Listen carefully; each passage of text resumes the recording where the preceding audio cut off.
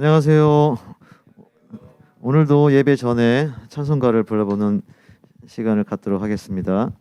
오늘 구학 찬송가하고 그다음에 일반 찬송가, 구학 찬송가 2곡, 일반 찬송가 1곡 이렇게 되네요. 구학 찬송가 1곡이 좀 까다로운 노래가 있고요. 그다음에 일반 찬송 노래는 많이 부르긴 했는데 우리가 좀 수정을 해야 되는 부분들이 있어서 그런 부분들, 수정이라기보다 우리가 좀 이렇게 습관적으로 잘못 부르던 부분들이 좀 있더라고요. 그래서 그거를 좀 연습하고 그렇게 하겠습니다. 자, 그러면 구학 찬송가 69장 사람 몸 입으신 주 예배 순서대로 이 찬송가는 많이 부르지는 않았지만 또 아주 까다롭지는 않고 그래서 한 2번 정도 이렇게 같이 저랑 불러보시도록 하겠습니다. 자, 전주 부탁드리겠습니다.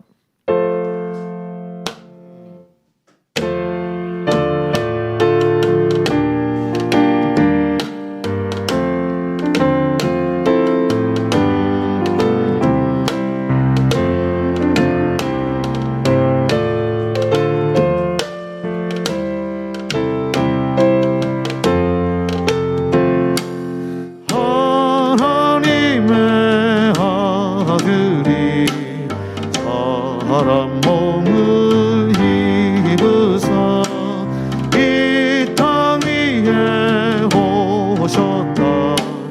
모든 나와 영접하자.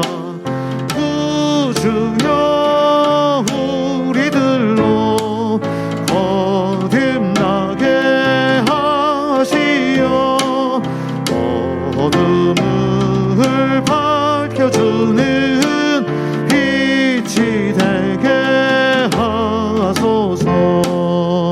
네, 얼핏 들으면 이렇게 좀 무난해 보이긴 한데 조금 까다로운 부분들이 있죠. 지금 여기 계신 분들 중에서 혹시 까다로운 부분이 어딘지 좀 말씀해 주시면 그쵸, 마지막 소리 조금 가사 붙이기도 그렇고 음이 좀 이렇게 많이 올라가고 내려오고 좀 그렇죠. 자, 이 부분 한번 어둠을 밝혀주는, 제가 한번 두 마디만 먼저 해볼게요. 그 어둠을 밝혀주는 찾으셨죠? 갑니다. 쳐두면 어둠. 제가 먼저 해볼게요. 둘, 셋. 어둠을 밝혀주는. 자, 그 따라서 합니다. 둘, 셋. 어둠을. 그렇죠. 굉장히 이 두 마디 속에서 리듬들이, 다양한 리듬들이 너무 많이 나와서 좀 헷갈릴 수가 있는데요. 한번 더 해볼게요. 어둠을 하나, 둘, 셋. 어둠을 밝혀주는. 됐습니다. 우리 장로님께서 잘하셨어요. 그러면 모두가 다 잘한 걸로 알고 표준. 네, 권유 시장님께서 잘하셨다고 그러신 거죠? 나도 잘했다 하시는 거죠? 알겠습니다. 우리 권유 시장님께서 잘하셨고요. 자, 그러면 1절 다시 한번 처음 끝까지 같이 불러보도록 하겠습니다. 바로 시작할게요. 하나, 둘, 셋. 하나님의 아들이 사람 몸을 입으사 이 땅 위에 오셨다. 모두 나와 영접하자. 구주여 우리들로 거듭나게 하시어 어둠을 밝혀주는 빛이 되게 하소서. 제가 지금 잠깐 들었는데 아까는 맞게 하셨는데 지금 그 뒷부분이 아무래도 좀 어려운 것 같아요. 한 번만 다시 해볼게요. 그러니까 어둠을 이렇게 빨리 하려는 느낌이 있죠. 근데 여기는 길어요. 어둠을, 알았죠? 이렇게 됩니다. 자, 할게요. 하나, 둘, 셋. 어둠을 밝혀주는 빛이 되게 하소서. 잘했습니다. 그러니까 맨 마지막 가면 내가 좀 길게 해야 되는구나, 기다려야 되는구나, 이 생각을 하시면 거기 잘하실 수 있을 것 같습니다.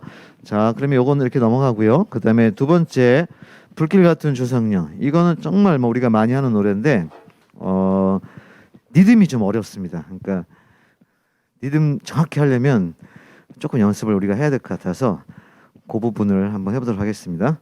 일단은 처음부터 1절부터 쭉 불러보고요. 그 어려운 부분이 후렴 부분이 나오거든요. 후렴 부분을 한번 연습해 보도록 할게요. 자, 전주요.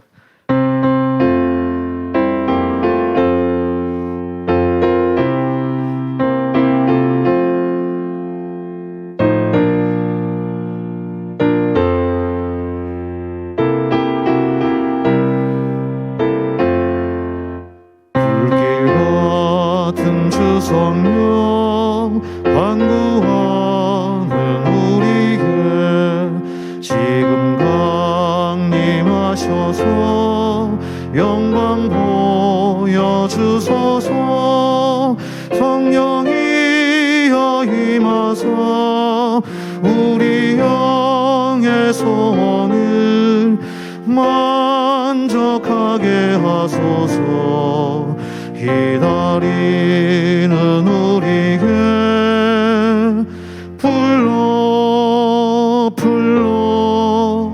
충만하게 하소서. 너무 잘하시는데요? 죄송합니다. 습관적으로 제가 이렇게 쳐다보게 되네요. 그럼 이거 연습 안 하겠습니다. 제가 옛날에 기억에 이 노래를 한번 예배 전에 한번 했던 기억이 나는데 그거를 여러분들이 잘 기억을 하셨는지. 뒤 후렴 부분이 좀 까다로운데 지금 우리 김관일 장로님께서 거의 완벽하게 이 리듬을 소화했기 때문에 그냥 넘어가겠습니다. 자, 그 다음에 77장 좀 까다롭습니다. 2절밖에 안 되는데 처음에 들어갈 때 언제 들어가야 될지 약간 감이 좀 그게 어렵고, 그 다음에 1절 갔다가 2절 갈 때 언제 가야 될지, 그 다음에 멜로디가 좀 까다롭고 이런 부분이 있습니다. 자, 전주 부탁드릴게요.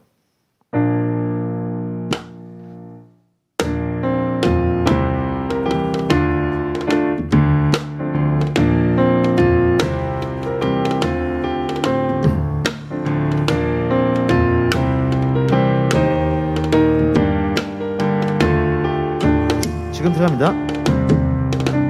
둘, 셋. 젊고 용감하신 갈릴리의 헌자 예수, 그 생애 모두 바쳐 인류를 섬기네. 이 세상 사람들을 기쁘게 하시고 진리를 위하여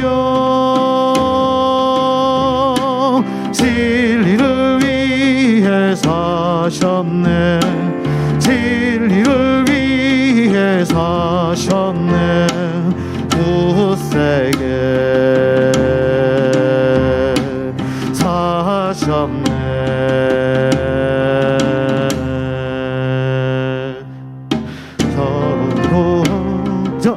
자, 봐봐요. 여기서 2절 가야 되는데 지금 멜로디는 보니까 잘 어렵지는 않으신 것 같아요. 잘 따라서 하신 것 같아요. 그 59분이죠. 자, 그러면 이제 그 2절 가는 연습. 사셨네, 사셨네. 딱 장구소리가 딱 소리 듣고 바로 들어갑니다. 맞죠? 자, 사셨네, 사셨네, 사셨네. 주여 우리 맘에. 자, 아셨죠? 이렇게 들어갑니다. 들어가실 때 장구소리 딱 찍고 바로 들어갑니다. 딱 주 이렇게 장구소리 딱 들리면 주 이렇게 들어간다고 생각하시면 되고요. 그 다음에 후렴 부분 조금만 해볼게요. 진리를 합니다. 시작. 진리를 위하여 진리를 위해 사셨네. 진리를 위해 사셨네. 굳세게 하셨네 주여. 됐습니다. 자, 이렇게 하시면 됩니다. 수고하셨습니다.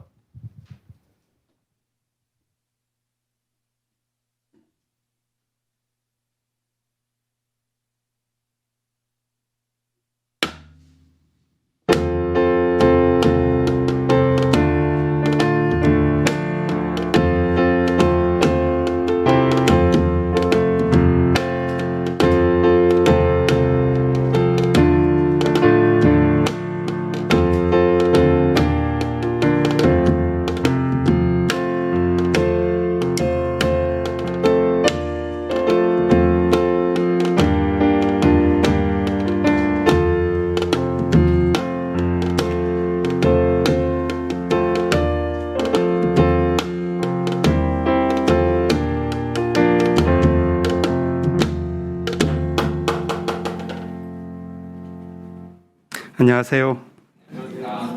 새해를 맞아 드리는 두 번째 주일입니다. 새해가 되었지만 우리는 여전히 비대면 예배를 진행하고 있습니다.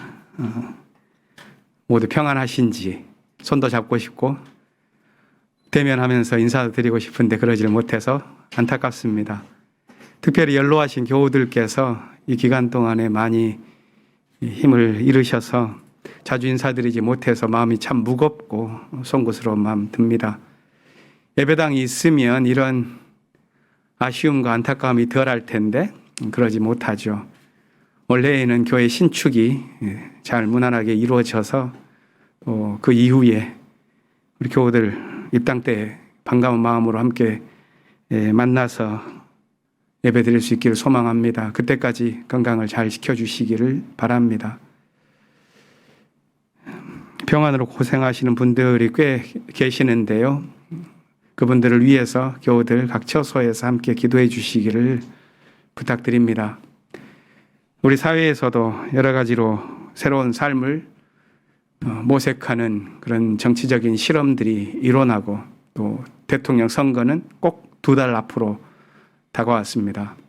지난 정권에 대한 아쉬움들이 꽤 있으실 거라고 봅니다. 하지만 촛불 정신을 이어갈 수 있는 흐름들이 계속 진행될 수 있기를 바라고요. 2달 3월 9일이 기다려지기보다는 그 이후에 곧 이어질 우리 교회의 신축을 위한 첫 삽드는 그런 신축 작업이 저에게는 훨씬 기다려집니다. 아무튼 새해 새 마음 가지고 함께 힘차게 나아갔으면 합니다.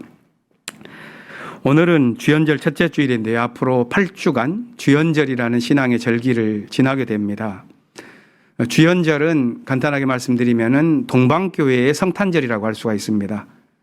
서방교회는 4세기부터 예수의 탄생을 12월 25일로 지켜왔는데 동방은 1월 6일로 지켜왔습니다. 그리스도께서 어떻게 우리에게 나타나시는가 하는 것에 대한 서로 다른 이해의 전통이라고 볼 수가 있겠는데요. 우리는 이 시간을 지나면서 우리의 삶 속에서 어떻게 그리스도가 나타나시는가 하는 것을 생각하고 묵상하는 시간을 갖게 되겠습니다. 오늘 예배 중에는 직분을 맡은 분들을 세우는 예식이 있습니다. 모시고 십자가의 목걸이를 직접 걸어드리면서 진행할 수는 없지만 우리 함께 올 한 해 우리에게 주어진 많은 일들을 잘 감당해 나가기 위해서 각 처소에서 기도의 마음을 모아주시기를 원합니다.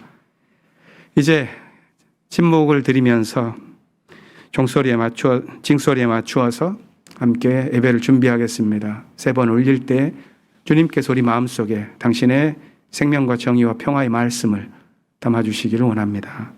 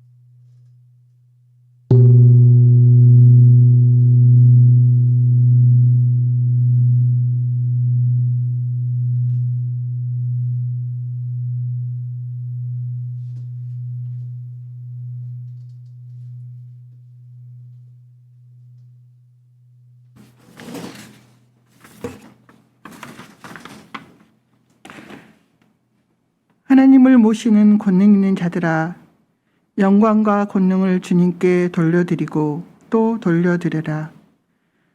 그 이름에 어울리는 영광을 주님께 돌려드려라.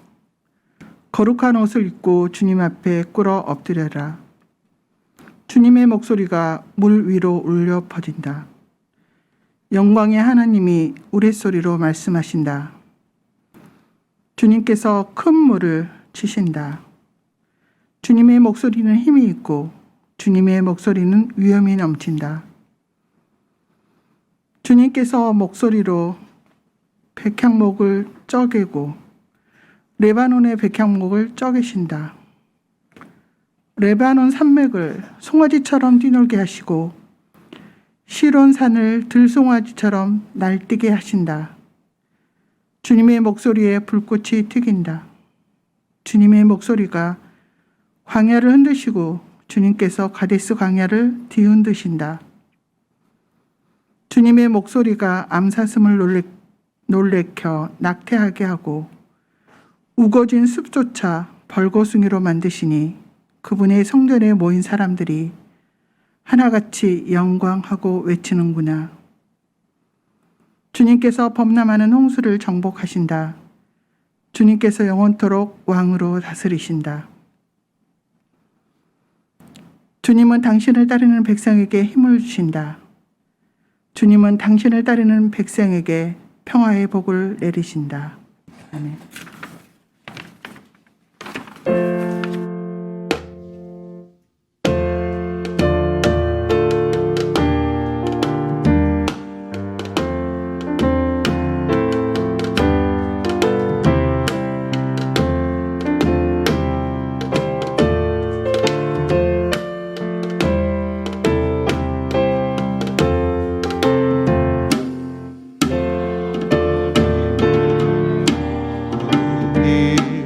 사람 몸을 입으사 이 땅 위에 오셨다. 모든 영접하자.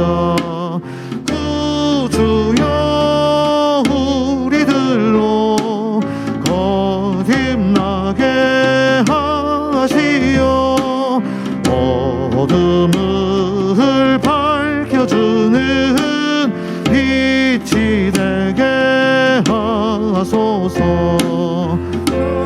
하나님의 아들이 사람 몸을 입으사 우리 안에 오셨다. 세상 만민 기뻐하자. 주여 크신 사랑 우리 맘에 채우사 원수로 친구 삼아 화평하게 하소서. 하나님의 아들이 사람 몸을 입으사 우리 함께 사셨다. 소리 높여 찬양하자. 주여 우리 맘에 생명으로 채우사 주님께 영광 돌려 하이 살게 하소서.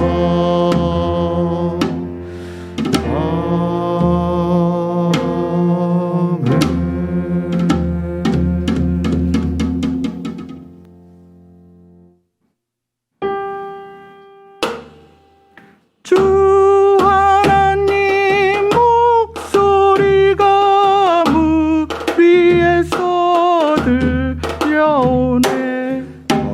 영광의 주 하나님 내 성으로 말씀하네. 주 하나님 목소리가 힘이 있네. 위엄차네. 주님께서 예수의 넓은 들을 뒤흔드네. 주님께서 힘 주시네. 주님 백성 힘 주시네. 주님께서 복 주시네. 영화의 복 내리시네.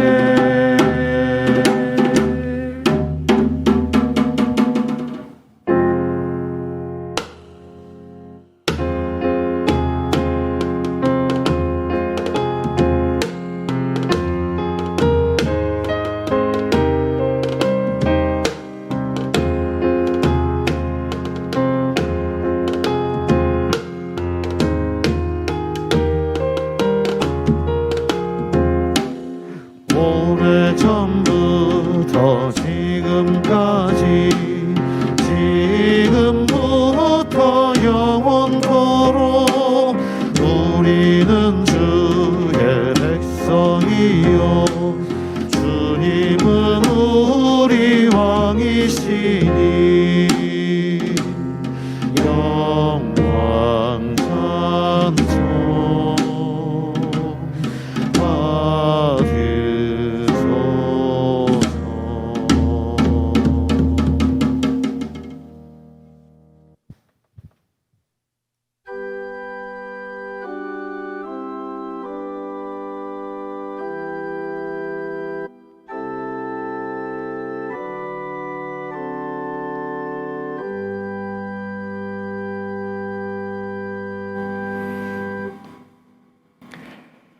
우리에게 새로운 해를 주시어 잊을 것은 잊고 기억할 것은 기억하며 새로운 힘으로 살아가게 하신 하나님, 오늘 또 향린의 예배를 통해 당신과 하나가 되는 자리를 주심에 감사를 드립니다.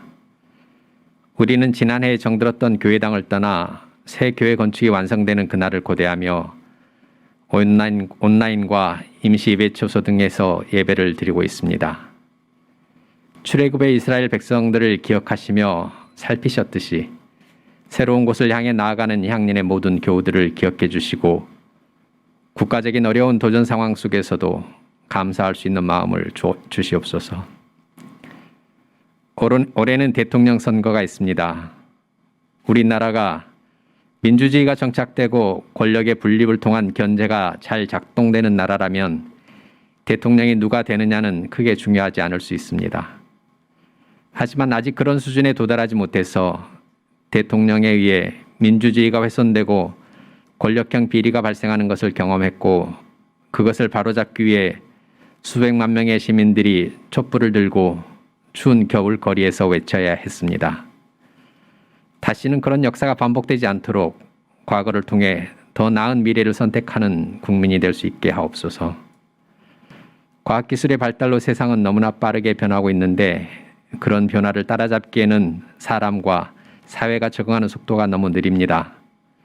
하나님께서는 햇빛과 비를 모든 이들에게 골고루 주시듯 우리가 거두는 발전의 열매도 모든 이들에게 고루 나눌 수 있도록 국가적 시스템을 혁신하고 변화에 뒤처지는 국민들을 살피는 그런 정부가 탄생하도록 이끌어 주옵소서. 우리 향림교회를 위해 기도합니다. 새 교회 건축을 위한 설계가 거의 마무리되고 이제 시공사를 선정하여 본격적으로 실제 건물을 짓는 작업에 착수할 단계가 되었습니다. 우리 건축에 가장 적합한 능력을 가진 시공사를 투명한 방법으로 선정하기 위해 건축위원회에서는 많은 노력을 하고 있습니다. 설계에 충실하고 견신한 건물을 지을 수 있는 시공사를 잘 선정하여 내년에 새 교회당에서 예배를 볼 수 있는 은혜의 시간을 맞이할 수 있도록 하여 주옵시고, 코로나로 인하여 모이지 못하는 가운데 어려움을 겪고 있는 향년의 식구들, 특별히 연로하신 어르신들에게 어려운 시간을 살아내야 하는 희망이 되게 하옵소서. 잘 모이지 못하는 중에도 향년의 선교 방향을 위해 헌신하는 미래선교위원회와 향년의 70주년을 위해 준비하는 위원회에 감사하며 모든 교우가 관심을 갖고 지원하면서 활기 있는 교회가 되고 또한 새롭게 열리는 세상을 준비하는 교회가 되게 하옵소서. 세상은 메타버스라고 하는 가상의 공간으로 향하고 있습니다. 많은 회사가 그곳에서 사업하기 위해 준비하고 있으며 인터넷과 유튜브를 하던 사람들은 가상의 공간으로 출퇴근하고 즐기며 사람과 친교하는 세상이 될 것입니다. 코로나로 인하여 비대면 사회로 급격하게 진입하였듯이 공간과 시간의 제약이 없는 새로운 세상을 향한 도약은 급격하게 이루어질 것입니다. 우리 교회도 건축을 통해 공간이 바뀌는 것에 머무르지 않고 변화되는 세상에서 예수의 가르침을 재해석하며 인권, 생태, 노동, 차별 금지 등의 다양한 주제로 세상과 효율적으로 소통하는 교회로 발전하게 하옵소서. 그런 변화를 위해 젊은 교우들의 목소리에 귀를 기울이며 그들이 잘 활동할 수 있는 교회가 될 수 있도록 비움, 헌신, 배려가 있는 교회가 되게 하옵소서. 우리와 함께 하신 하나님, 비대면 예배가 새해에도 계속되고 있습니다. 비정상이 정상이 된 세상에서 너무나 오래 살고 있습니다. 보지 못하면 마음이 멀어진다는 말이 있는데 교우들 간의 친교의 어려움도 있습니다. 고통 가운데 있어도 위로해 줄 사람을 만나기 어렵습니다.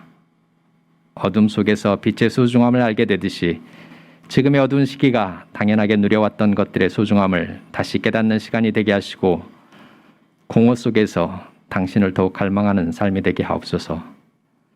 건강과 경제적 어려움, 질병 등으로 힘들어하는 교우들을 당신께서 지켜주시옵기를 비오며 전화와 같은 제한된 매체를 통해서도 서로 친교의 끈을 잘 이어가게 하옵소서. 지난주에는 오랫동안 교회 안팎을 관리하시며 항상 따뜻하게 맞아주시던 이광종 집사님의 사직 인사가 있었습니다.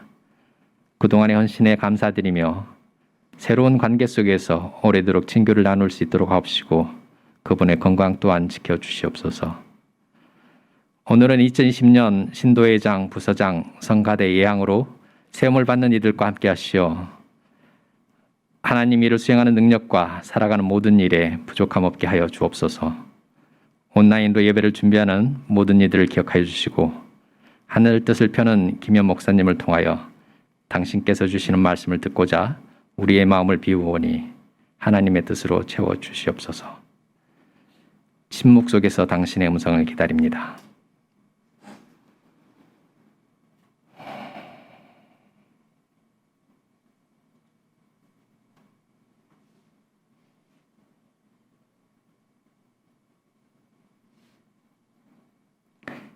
이 모든 말씀 우리의 주님이신 예수 그리스도의 이름으로 기도합니다. 아멘.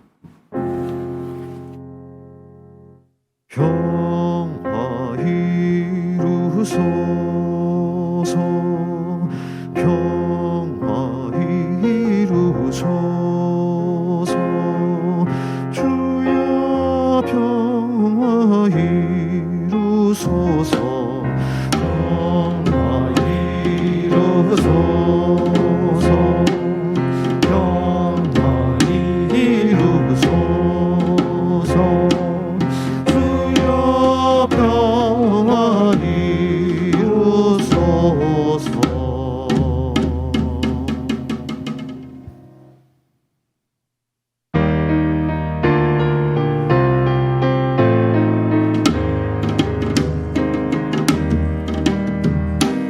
하늘에 계신 우리 아버지 만물이 당신을 하나님으로 받들게 하시며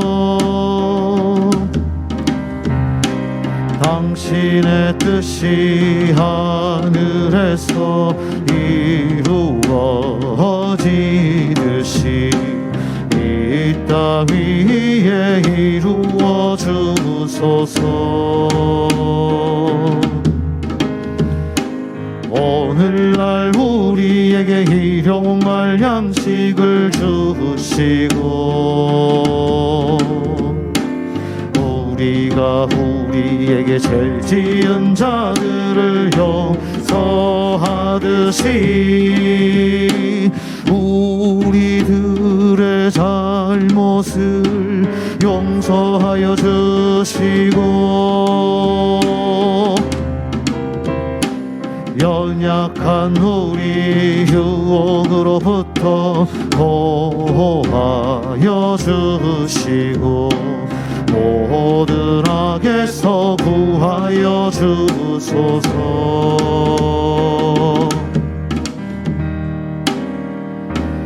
주의 나라 주의 권세 주의 영광 영원 영원 아멘.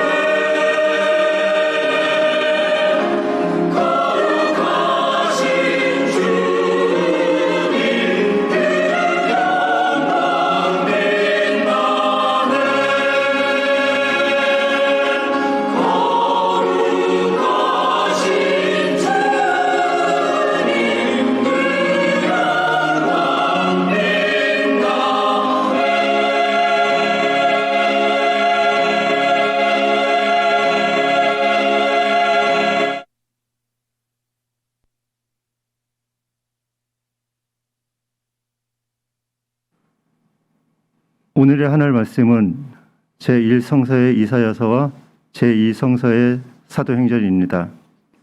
먼저 이사야서 43장 1절에서 7절 말씀을 읽겠습니다. 제1성서 1029쪽입니다.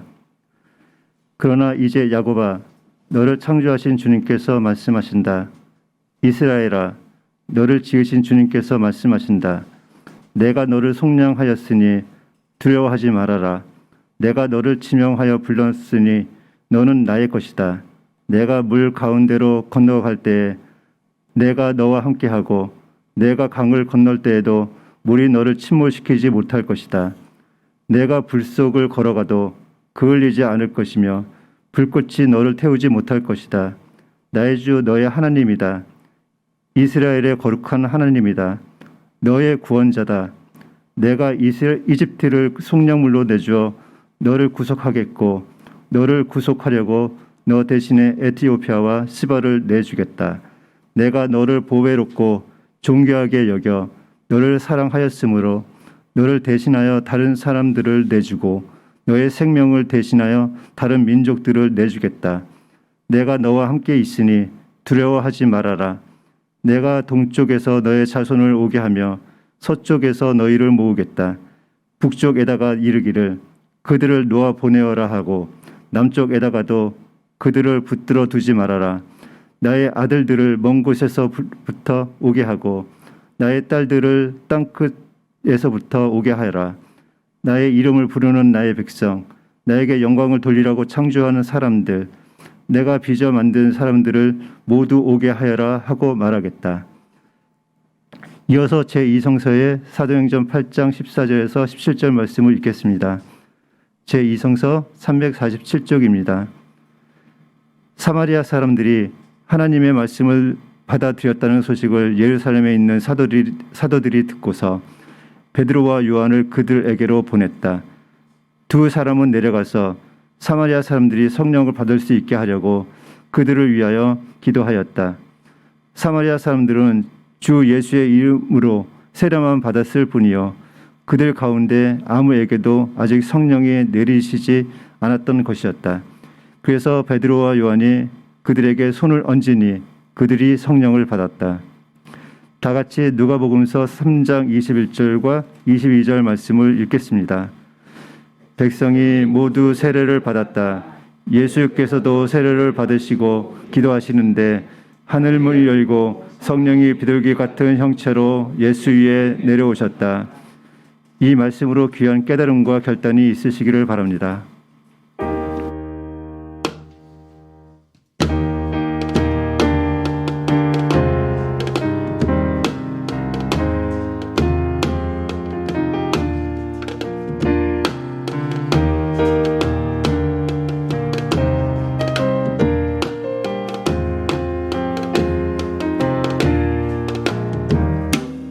예수님 진리 제자를 가르치셨듯이 이 시간 당신의 말씀으로 우리를 깨우치소서.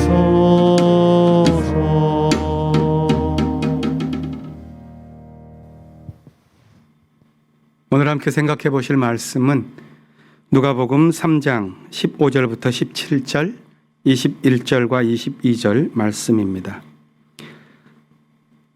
백성이 그리스도를 고대하여 있던 터에 모두들 마음으로 요한에 대하여 생각하기를 그가 그리스도가 아닐까 하였다. 그래서 요한은 모든 사람에게 대답하였다. 나는 여러분에게 물로 세례를 주지만 나보다 더 능력 있는 분이 오실 터인데 나는 그의 신발끈을 풀어드릴 자격도 없소. 그는 여러분에게 성령과 불로 세례를 주실 것이요 그는 자기의 타작마당을 깨끗이 하려고 손에 키를 들었으니 알곡은 곳간에 모아드리고 쭉정이는 꺼지지 않는 불에 태우실 것이요 백성이 모두 세례를 받았다. 예수께서도 세례를 받으시고 기도하시는데 하늘이 열리고 성령이 비둘기 같은 형체로 예수 위에 내려오셨다. 그리고 하늘에서 이런 소리가 울려왔다. 너는 내 사랑하는 아들이요 나는 너를 좋아한다. 이는 주님의 말씀입니다. 주님 감사합니다. 마음에 새겨 행하겠습니다.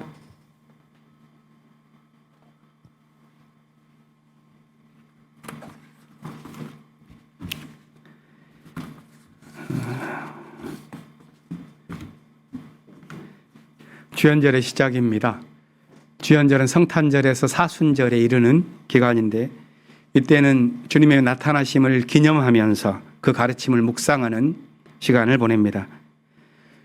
개신교회는 서방 가톨릭 교회와 함께는 성탄절을 보내고 동방 정교의 전통을 따라서는 주연절을 보냅니다. 이 전통이 말해주듯이 기독교는 주님이 이 세상에 나타나는 방식을 두 가지로 이해왔던 것 같습니다.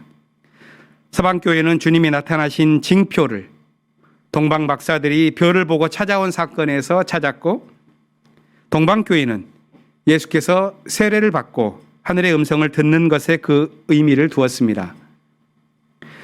서방교회가 다분히 전설적이라면 동방교회는 그보다는 더 신학적이라고 할 수도 있겠습니다.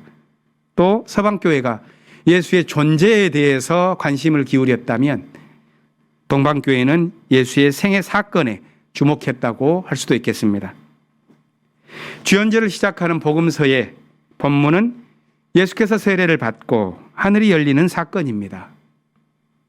예수께서 세례를 받고 기도하시는데 하늘이 열리고 성령이 비둘기 같은 형체로 예수 위에 내려오셨다고 본문은 표현합니다.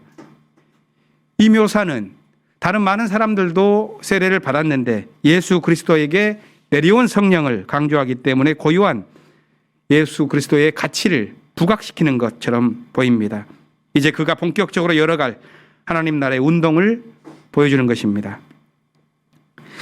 그런데 사실 성경을 쭉 읽다 보면 하늘이 열리고 성령이 내리는 일은 예수에게만 일어난 특별한 사건은 아니었다는 것을 우리는 알게 됩니다.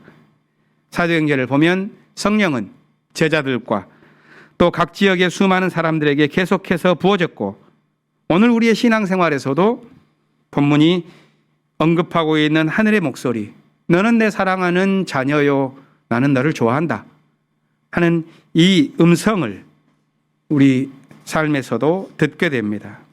그렇다면 오늘 본문의 가르침이 단지 예수 그리스도의 우월성을 강조하려는 것은 아니라고 볼 수도 있겠습니다. 따라서 세례 요한의 말을 문자 그대로 받아들여서 자신은 예수의 신발끈을 풀어드릴 자격도 없다고 말했던 것을 요한이 예수보다 못한 사람이라 이렇게 이해한다면 그건 피상적인 생각이라고 하겠습니다. 세례를 주는 사람, 세례를 받는 사람, 이런 모든 과정 속에서 새롭게 이루어지는 삶의 출발, 성서는 바로 이 세례 사건 속에서 새로운 삶의 출발을 말하고 있다는 가르침에 대해서 생각을 모아보는 것이 좋겠습니다. 먼저 주목할 점은 이 사건을 먼저 기록했던 마가복음의 설명과는 달리 누가복음은 예수에게 세례를 베푼 사람을 요한으로 묘사하지 않습니다. 오늘 누가복음 본문의 틈 사이에는 세례 요한이 투옥된 사건이 나옵니다. 그렇기 때문에 헤롯 왕을 비판하며 옥에 갇힌 요한, 그가 없는 상황 속에서 이제 오늘 본문이 다시 이어집니다. 그때 모든 사람이 세례를 받고 예수도 세례를 받았다고 본문은 말합니다.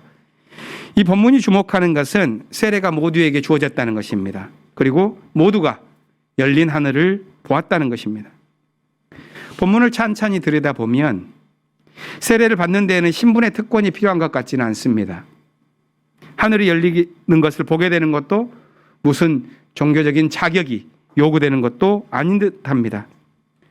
본문이 강조하는 점은 거룩한 영에 힘입어서 하나님의 자녀로 일컬어지는 사건입니다. 물론 이런 삶은 그냥 주어지는 것은 아닐 것입니다.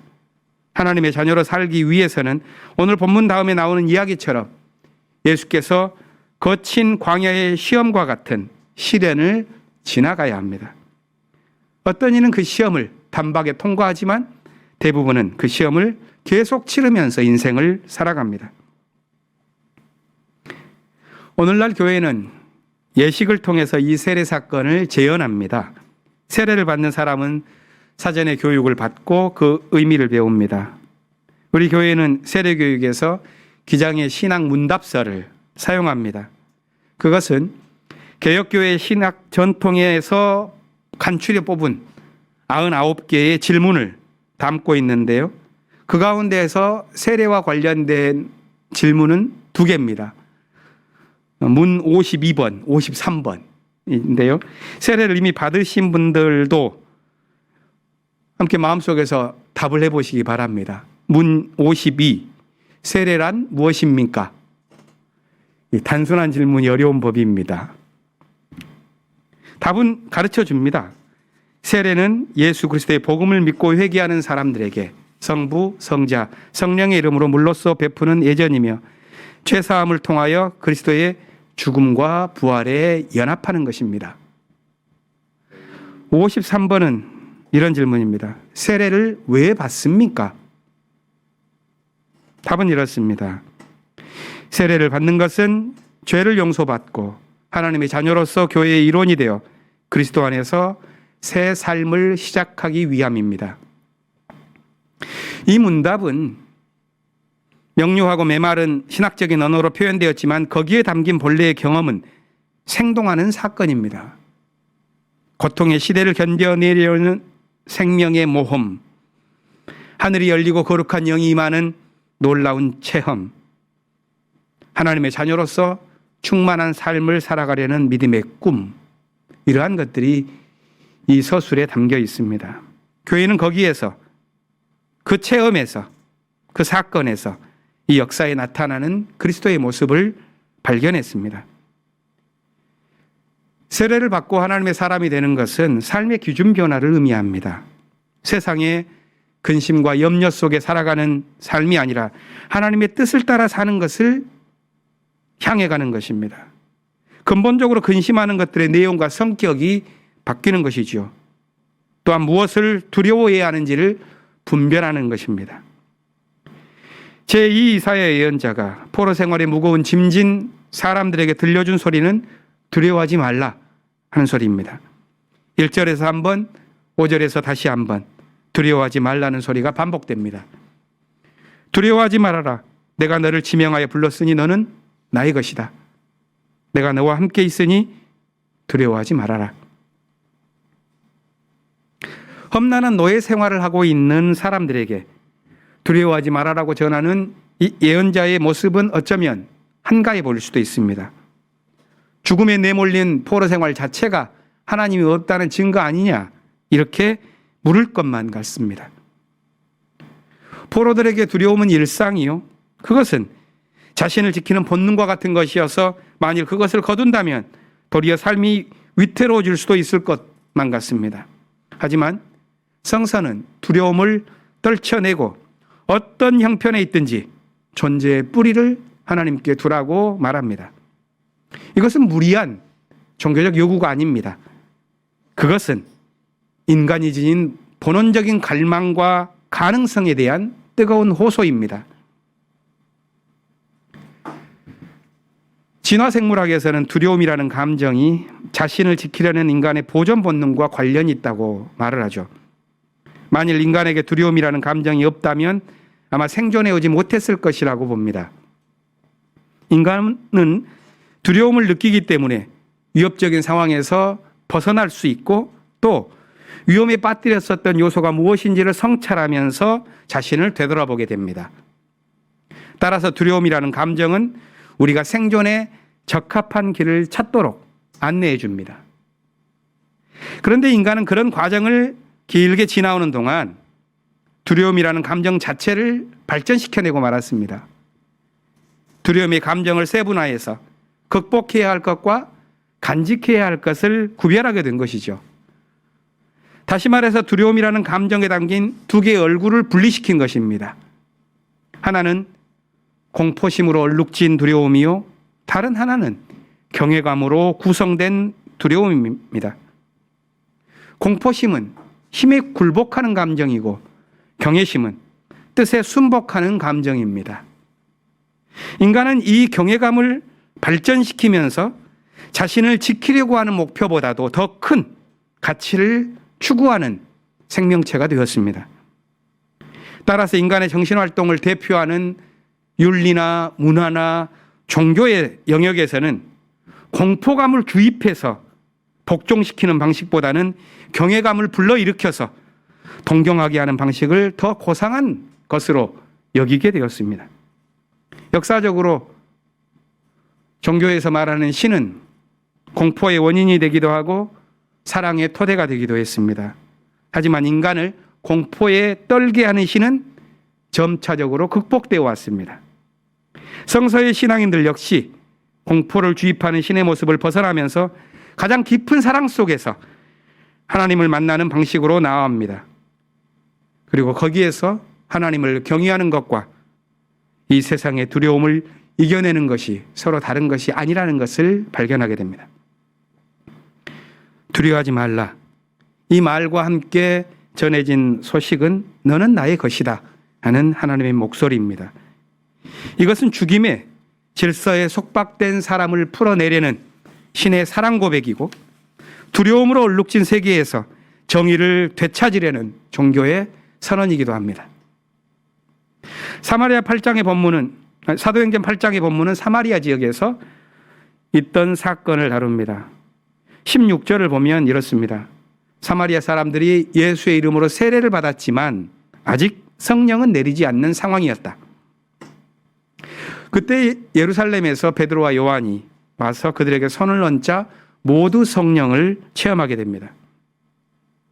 이 이야기는 복음이 예루살렘과 유대 지역을 넘어서 외부로 퍼져나가는 과정의 그 첫 출발점으로 있습니다. 사마리아 지역이 그 출발이었다는 점에는 의미가 있는 것 같습니다. 왜냐하면 사마리아는 예루살렘과 오랜 숙적 관계에 있었기 때문입니다. 사람들은 예루살렘을 순례할 때 아무리 길이 멀어도 사마리아를 피해서 돌아가곤 했습니다. 사마리아 역시도 그랬겠죠. 그런데 예루살렘에서 시작된 복음 공동체가 7장에 나오는 스데반의 죽음으로 위기와 한계에 봉착하게 되었을 때 제자들과 공동체는 흩어지게 되었고 스데반과 함께 집사로 뽑힌 빌립은 사마리아로 가서 복음을 전합니다. 이때 사마리아 역시 고충이 많은 도시였습니다. 그것을 대변하는 사람이 오늘 본문 바로 앞에 나오는 그 사람 시몬이라는 마술사입니다. 그는 마술로 사람을 놀라게 하고 스스로 큰 인물인치 않은 사람이었다고 본문은 말하죠. 사마리아 사람들은 그를 가리켜서 하나님의 능력을 소유한 위대한 사람이라고 여겼습니다. 그는 마술로서 사람을 뜻대로 부렸고 사람들은 대신 그를 유능하고 유익한 사람으로 여겼습니다. 이 관계는 먹고 먹히는 세계에서 통용되는 능력평가라고 할 수가 있겠습니다. 그렇다면 하나님은 아직 사마리아에 나타나지 않았고 이 지역은 진리마저도 없는 것처럼 보입니다. 그런데 그런 시각으로 본다면 예루살렘도 예외는 아닐 것입니다. 오히려 예루살렘의 중심 성전은 합법적인 약탈 장소와도 같다는 것이 당시의 역사가들의 증언입니다. 그런 예루살렘에도 성령이 부어졌고 복음의 공동체가 세워졌듯이 이 사마리아에도 성령은 부어집니다. 그렇게 성령이 임하자 예루살렘과 사마리아의 배타적인 대결이 사라지고 마술로 인간을 현혹하던 시대는 종지부를 찍고 세계가 변화됩니다. 제자들에게 주어진 예수의 당부가 열매를 맺게 되었고 역사 속에서 그리스도의 얼굴이 다시 비춰지는 시기가 된 것입니다. 오늘 우리는 세계의 성서 본문에서 주연절의 믿음을 살펴보았습니다. 그것은 그리스도의 모습이 역사에 나타나는 세계의 장면이라고 할 수 있겠습니다. 그것 외에도 그리스도는 다양한 모습으로 우리를 찾아오시지요. 생명이 정의와 평화를 피워내는 곳, 그곳에는 늘 그리스도가 나타납니다. 올해 우리 교회는 힘겨운 광야 생활 속에서 유형의 무형의 교회를 동시에 지어내는 과제를 안고 있습니다. 겨울 추위가 풀리자마자 예배당 신축 작업이 시작될 것이고 건물의 골조가 세워지면서 우리의 교육과 믿음과 선교의 비전도 구체화될 것입니다. 우리는 오랫동안 두 개의 화두를 붙들고 왔습니다. 생태적 전환, 한반도의 평화. 이 목표를 두고 우리는 사회 선교를 보다 더 집중할 수 있는 정책을 어떻게 세울지 재정비해내야 할 것입니다.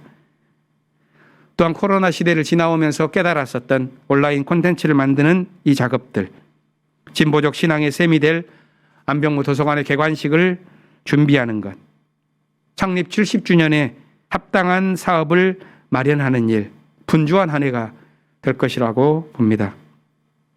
그런데 이 모든 일을 해내기 위해서는 이 주연절의 가르침을 우리 마음속에 깊이 세워두어야 하겠습니다.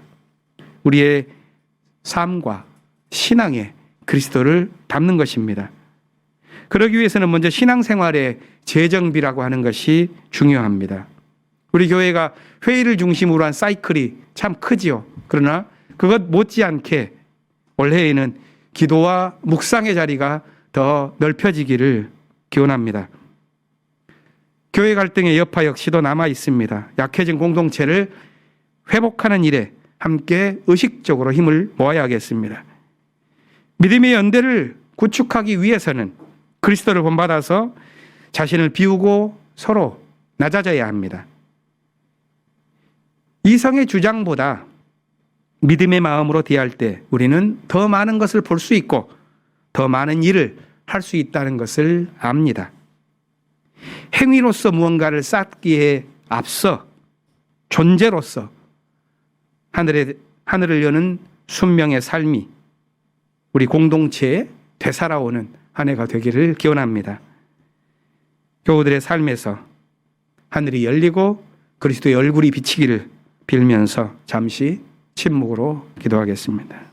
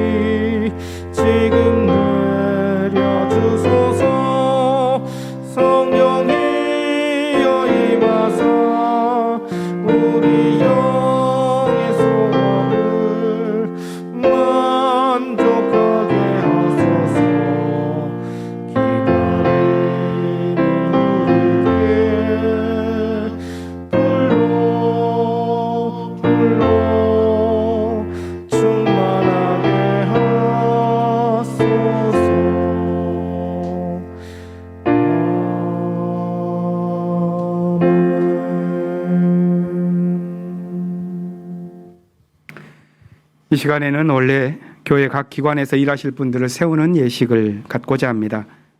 한 해를 재직회 부소장과 신도회장으로서, 모근이 형과 교회학교의 부장으로서, 성가대 대원과 예양 단원으로서 일하실 분들을 소개합니다. 전체 명단은 목회마당에 있으니 참고하시고 올해 새로 세움을 받는 분들을 중심으로 소개하겠습니다. 부소장으로서는 세 분이 새로 맡게 되었습니다. 관리부 김신 집사님, 사회부 김종일 집사님, 선교부 소영식 집사님. 다른 부장님들은 1년간 더 수고해 주시겠고 성평등부는 공석입니다.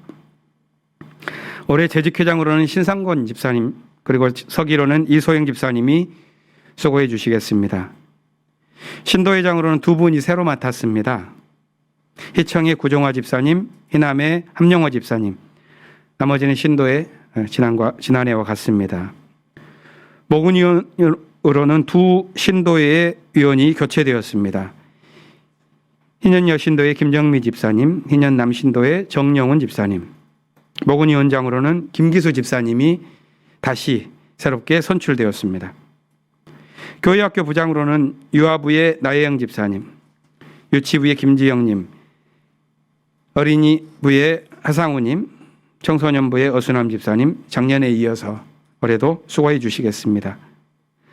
성가대는 이금희 권사님께서 성가대장을, 조기현 집사님께서 지휘를 맡아주시면서 대원 23분이 함께 수고해 주시겠습니다. 명단은 지난해와 다르지 않아서 부르지 않고 목회마당 기록을 대신합니다. 예양에서는 이소영 집사님이 새로운 단장을 맡아주셨습니다. 6분의 예양 단원이 올해 함께 수고를 해주시겠습니다. 이 비대면 상황에서 함께 모여서 인사드릴 수 없어서 신임 부소장과 신도회장을 맡으신 5분, 새해에 각오를 담아서 영상을 준비했습니다. 영상으로 함께 만나보시기 바랍니다.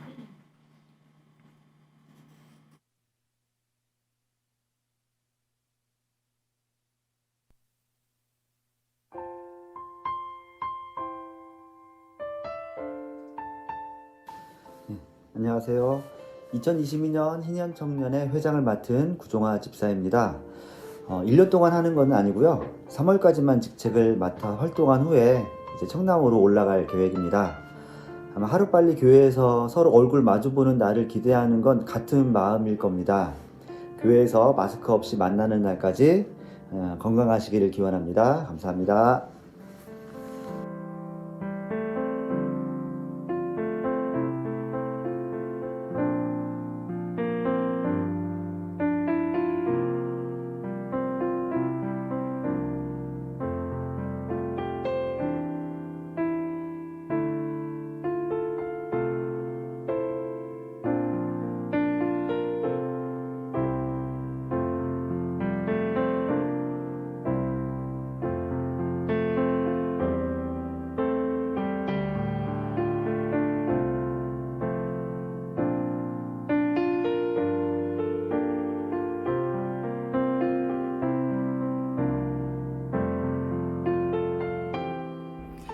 안녕하십니까. 2022년 관리부장으로 뽑히지 않고 심어진 김신 집사입니다. 전임 부장 집사님께서 너무도 훌륭하게 잘 닦아 놓으셔서 연기만 잘해도 아무런 손색이 없겠지만 능력 없는 저를 귀한 직분으로 세워주신 이유는 소명의식을 가지고 열심히 한번 해보라는 막중한 명령으로 받아들이고 순종하는 마음으로 힘차게 달려나가겠습니다. 부탁의 말씀 하나 드리도록 하겠습니다. 3월에는 여러 달 동안 심사숙고하여 어렵사리 결정한 성전 건축의 첫 삽을 뜨게 됩니다. 두고 보지만 마시고 하나님의 집, 우리들의 집, 나의 집을 짓는다는 심정으로 온 성도가 한마음 한뜻으로 똘똘 뭉쳐 하나님께 영광이 되고 고통에 찬 민중들에게 큰 위로가 되고 표적이 없는 이 시대에 커다란 이정표로 자리매김되는 귀한 성전 건축이 되길 소망합니다. 아울러 향린동산 수양관, 살림의 빌딩, 목회자 사택 관리에도 만전을 다하여 이전보다 더 빛나는 공간이 되도록 최선을 다하여 노력하겠습니다. 감사합니다. 예, 올해 새로운 사회부장으로 선출된 김종인 집사입니다. 교회 여러분께 다시 한번 인사 올립니다. 과거 우리 향림교회 선배들의 빛나는 사회부 전통을 좋은 교우들과 더불어 새로운 시대의 요구에 맞게 잘 협력하면서 만들어 가겠습니다. 이 땅의 평화 통일과 민중들의 평화적 생존권을 지키기 위한 사회부 활동에 적극 협력하시고 기도로 함께해 주시기 바랍니다. 안녕하세요. 올해 선교부장을 맡은 서형식입니다. 코로나와 더불어 기후 위기 시대 그리고 기독교 신앙이 힘을 잃어가는 이 시대에 우리가 하나님의 자녀로서 어떻게 살아가고 또 어떻게 실천할 것인가를 고민하는 그런 선교부가 되도록 힘쓰겠습니다. 하나님의 은총과 함께 건강한 한 해가 되시기를 기도합니다. 감사합니다.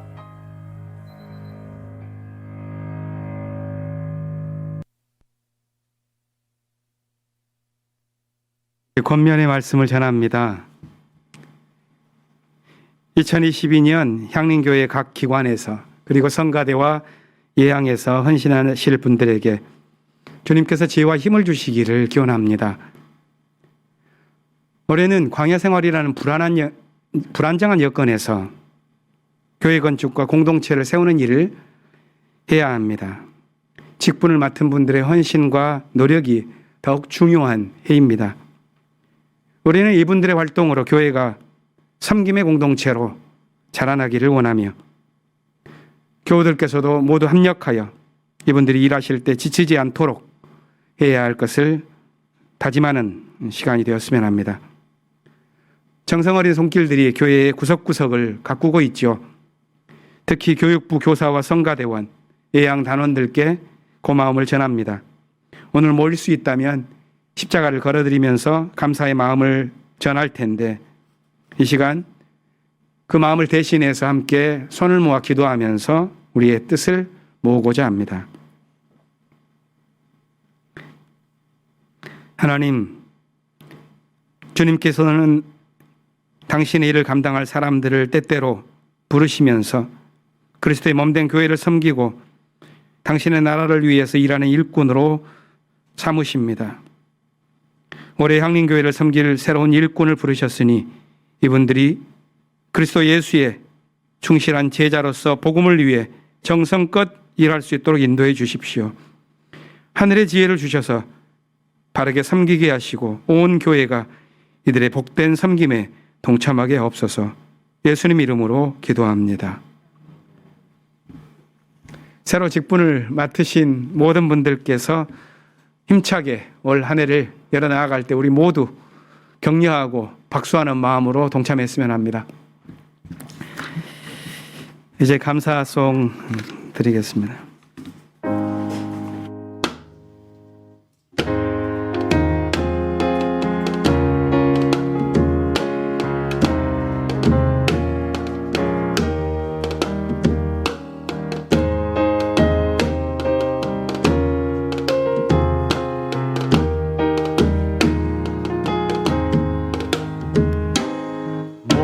모든 것이 주께로부터 왔사오니 우리의 정성 한데 모아 바치나이다.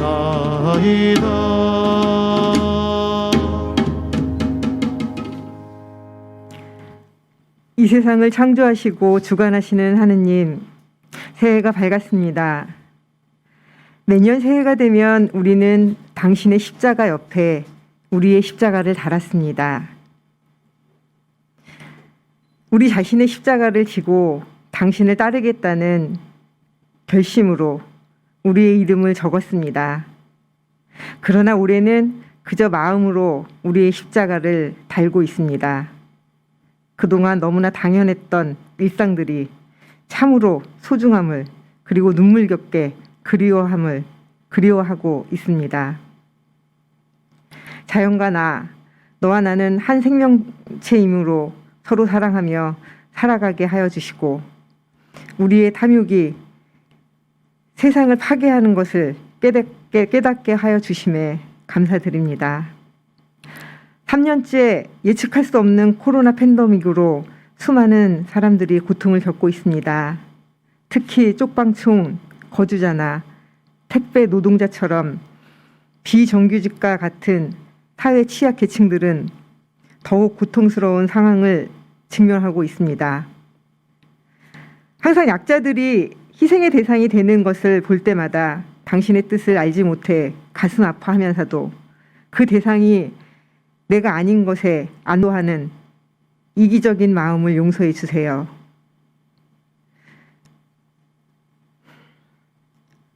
우리가 쉽게 편히 살려는 유혹으로부터 구해 주시고 진리를 알고 진리를 쫓아 살게 하여 주십시오.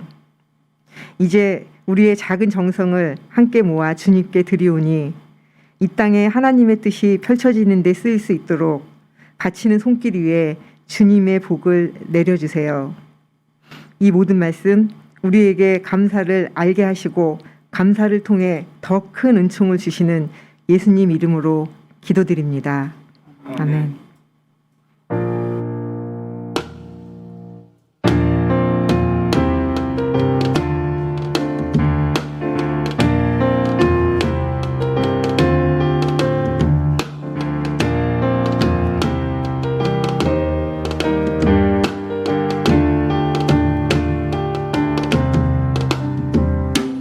전도 용감하신 갈릴리의 혼자 예수 그 생에 모두 바쳐 인류를 섬기네.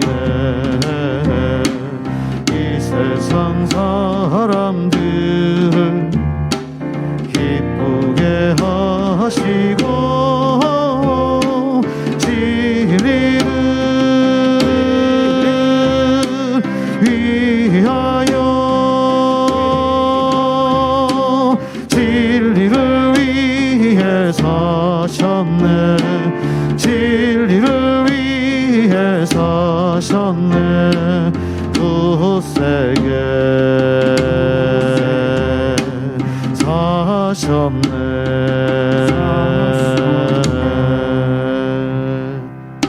주여 우리 맘에 새로운 빛을 주시사 그 넓은 사랑 따라 만백성 대하며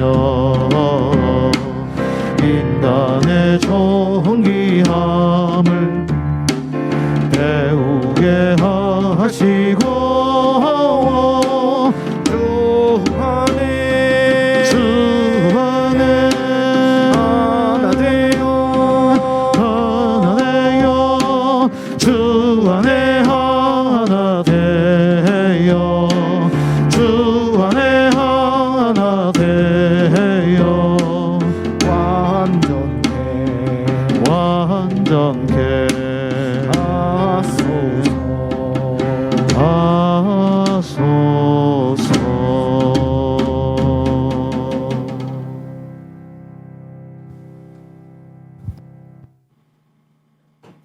파송의 말씀을 전합니다. 하나님의 영이 임하면 메마른 삶에 하늘이 열리고 주님의 음성이 들립니다. 너는 내 사랑하는 사람이요 나는 너를 좋아한다. 광야와 같은 삶에서도 주의 뜻을 좇는 행진을 포기하지 않고 평화의 일꾼 되어 올 한 해를 우리 모두 살아갑시다. 축복의 기도를 함께 나누겠습니다. 주 예수 그리스도의 은총과 하나님의 사랑과 성령께서 이루어 주시는 친교가 우리 가운데 영원토록 함께 있기를 주님의 이름으로 축원합니다. 아멘.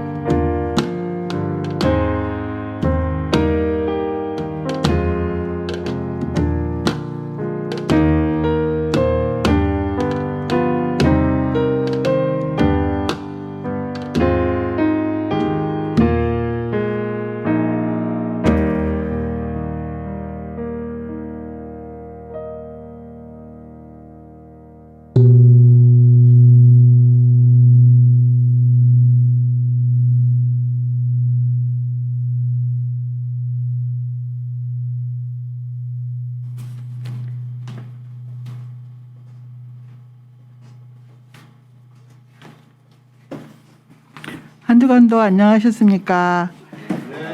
공동관심사 나눔을 하겠습니다.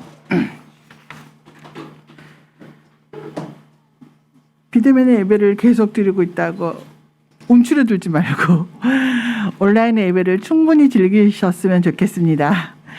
하나님께서 함께 모여서 기쁨의 신결을 나누는 동안 그때까지 우리 교우들의 삶을 또한 지켜주시기를 빕니다. 오늘 그 2022년 신도회장, 부서장, 성과대, 예양 세움을 받으신 여러분 축하드려도 되겠죠? 1년도 기쁨으로 주님의 일을 할 때 건강으로, 그 다음에 토닥임으로 위로가 많이 내려졌으면 좋겠습니다. 정기당에 오늘 오후 2시 온라인으로 있을 예정이고요. 새청 온라인 기도회가 오후 8시에 있다고 합니다. 성돌 향림교회 벌써 9년이 됐네요. 예, 축하드립니다. 기부금 영수증 필요하신 분 사무실로 연락드리면 그 신청하신 분에게 우편으로 발송할 예정입니다. 들령 농산물 계속 판매 중이고요. 이옥기 권사님께 문의하면 되겠습니다. 이번 주 일정 안내하겠습니다. 미래선교위원회 1월 13일 날 8시 온라인 주문으로 있을 예정이고요. 그리고 여신도의 주일이 1월 16일에 있을 예정입니다. 그리고 이번 주 일정 중에서 당의 모근이 연석회의가 1월 16일 날 오후 2시 온라인 줌으로 있을 예정인데 이건 2021년 11월 14일 임시공동의 결정에 따라서 비대면 그 상황이 계속되면 정기공동의회를 연석회의로 대체한다는 우리의 결의에 따라서 정기공동회의를 당의 모근이 연석회의로 대체하고자 합니다. 네. 향림 강좌 계속되고 있고요. 이후 일정하고 에큐메니칼 수식은 주보를 참고하셔서 안내 받으시면 되겠습니다. 향림교회 생활실천 다짐을 하고 예배를 마치도록 하겠습니다.